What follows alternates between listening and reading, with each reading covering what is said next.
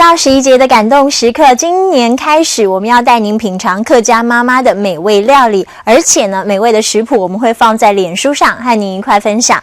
今天11节的感动时刻，我们带您到苗栗，要请客家妈妈刘菊英教大家制作好吃的客家猪脚。当然，同一个时间也要让您看看这道美味料理的背后有怎样感人的故事。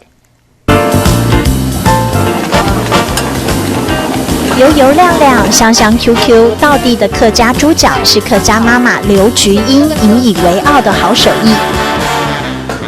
香喷喷的猪脚一天总是能卖出个好几百斤，端上桌也是客人的最爱，而这也是3个小孩最爱的妈妈的味道。就是从小他都有在参与这些工作，他知道我们的干净，他们就是想吃猪脚就要回来。单亲的刘妈妈要靠着猪脚抚养3个小孩，品质绝对不能出错。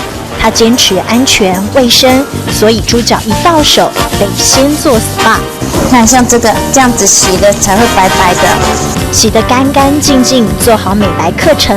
刘妈妈戴上老花眼镜，细心拔猪毛，绝对不马虎。这你如果用刮断掉以后，等一下一煮那个毛细孔，猪毛就会留在这里面，所以吃起来就很不舒服。每一次拔猪毛，就会想起3个小孩贴心又懂事的过往。小朋友平常怎么帮忙？拔猪毛啊，我们3个小孩子也可能是因为这样子，就是他比较有定性。严格要求自己是他诚信做生意的窍门。如果是一般人想在家里 DIY 美味，拿到猪脚之后，千万记得要先烫过热水。而猪脚要进卤锅，得先调制好盐、冰糖的比例，另外还要加入它独家调制的 OK 牌酱油。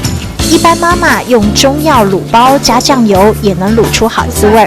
靠这个把它们养大，然后读书这样子啊，不然的话，像我们这样子的家庭，今天要站起来真的是很困难。